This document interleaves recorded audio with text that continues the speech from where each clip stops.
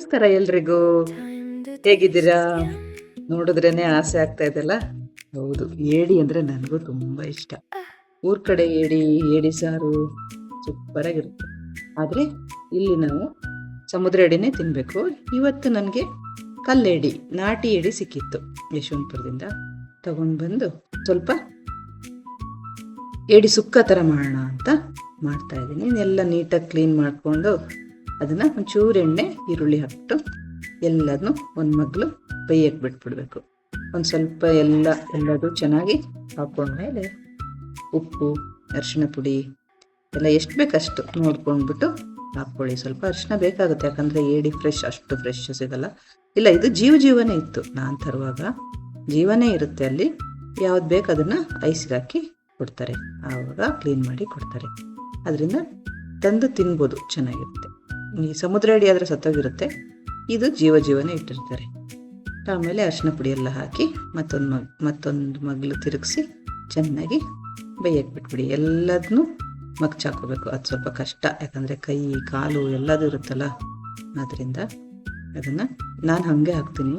ಎಲ್ಲ ಮುರಿದು ಹಾಕ್ಕೊಬೋದು, ಬಟ್ ಹಾಗೆ ಒಂಥರ ಅಭ್ಯಾಸ ಆಗಿದೆ ನಮಗೆ ತಿನ್ನೋಕ್ಕೆ. ಚೆನ್ನಾಗಿರುತ್ತೆ, ನೋಡೋಕ್ಕೂ ಚೆನ್ನಾಗಿರುತ್ತೆ.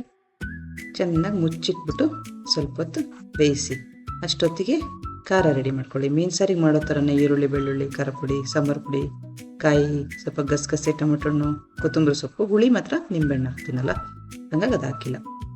ಎಲ್ಲನೂ ನಮ್ಮ ಟೇಸ್ಟಿಗೆ ಎಷ್ಟು ಬೇಕು ಖಾರ ಅಷ್ಟೆಲ್ಲ ಹಾಕಿ ಚೆನ್ನಾಗಿ ನೈಸಾಗಿ ರುಬ್ಕೋಬೇಕು.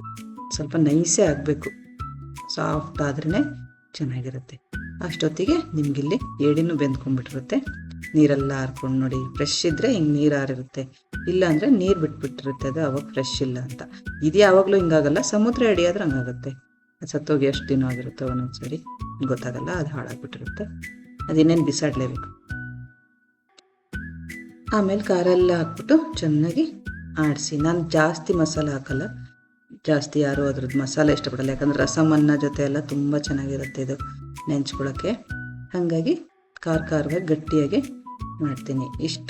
ಇಷ್ಟು ಒಂದು ಕಡೆ ಫುಲ್ ಖಾರ ಹಚ್ಚಿ ಎಲ್ಲ ಮಗ್ಚಾಕ್ಬಿಟ್ಟು ಮತ್ತೊಂದು ಸೈಡ್ ಖಾರ ಹಾಕೋಬೇಕು.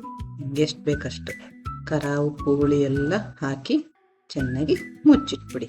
ಚೆನ್ನಾಗಿ ಬೆಂದ್ಕೊಳ್ಳುತ್ತೆ. ಈಗ ಬೆಂದಿದೆ, ಏನಂದರೆ ಅದಕ್ಕೆ ಸ್ವಲ್ಪ ಖಾರ ಎಲ್ಲ ಇಟ್ಕೋಬೇಕು, ಅಷ್ಟು ಬಿಟ್ಟರೆ ಇನ್ನೇನಿಲ್ಲ. ಏಡಿ ಬೇಗ ಬೆಂದೋಗುತ್ತೆ. ಅದೇ ಮೇಲೊಂದು ಸ್ವಲ್ಪ ಖಾರ, ಮೇಲೆ ಸ್ವಲ್ಪ ಡ್ರೈ ಸುಕ್ಕ ಥರ ಗಟ್ಟಿ ಮಾಡೋಣ ಅಂತ ಅಂದ್ಕೊತಾ ಇದ್ದೀನಿ. ಹಾಗಾಗಿ ಸ್ವಲ್ಪ ಮೇಲೆ ಖಾರ ಹಾಕ್ಬಿಟ್ಟು ಮೇಲೆ ಹುಳಿ ಎಲ್ಲ ಹಾಕಿದ್ಮೇಲೆ ಅದು ನೀರು ಬಿಟ್ಕೊಳ್ಳೋದು, ಇಲ್ಲಾಂದರೆ ನೀರು ಬಿಟ್ಕೊಳ್ಳೋದಿಲ್ಲ. ಹಂಗೆ ಹಾಕಿ ಚೆನ್ನಾಗಿ ಮುಚ್ಚಿಟ್ಬಿಡಿ. ಏನೊಂದು 5 ನಿಮಿಷನೂ ಬೇಡ.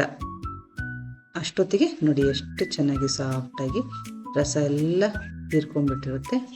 ಆಮೇಲೆ ಬೇಕಾದರೆ ನಿಮಗೆ ಕೊತ್ತಂಬರಿ ಸೊಪ್ಪು ಹಾಕೊಬೋದು, ಇಲ್ಲಾಂದ್ರೆ ಏನು ಬೇಡ. ರುಬ್ಬಕ್ಕೆ ಸ್ವಲ್ಪ ಹಾಕ್ಕೊಂಡಿರೋದ್ರಿಂದ ಗಾರ್ನಿಷಿಂಗಿಗೆ ಸ್ವಲ್ಪ ಇಟ್ಕೊಂಡ್ರೆ ಸಾಕು.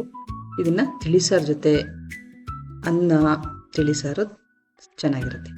ಅದನ್ನು ಒಂದು ಪ್ಲೇಟಿಗೆ ಹಾಕಿ ಹಂಗೆ ಸರ್ವ್ ಮಾಡಿದ್ರೆ ನಮ್ಮ ಮಕ್ಕಳಿಗೆ ತುಂಬ ಇಷ್ಟ ಆಗುತ್ತೆ. ನಮ್ಮ ಮನೇಲಿ ಎಲ್ಲರಿಗೂ ಏಡಿ ತುಂಬ ಇಷ್ಟ.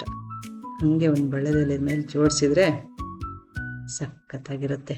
ನೋಡೋಕ್ಕೆ ಇಷ್ಟು ಚೆನ್ನಾಗಿದೆ, ಹಾಗಾಗಿ ಊಟನೂ ತುಂಬ ಚೆನ್ನಾಗಿರುತ್ತೆ. ನೀವು ಮಲೆನಾಡು ಕಡೆಯವರೆಲ್ಲ ಮಾಡೇ ಮಾಡ್ತಾರೆ.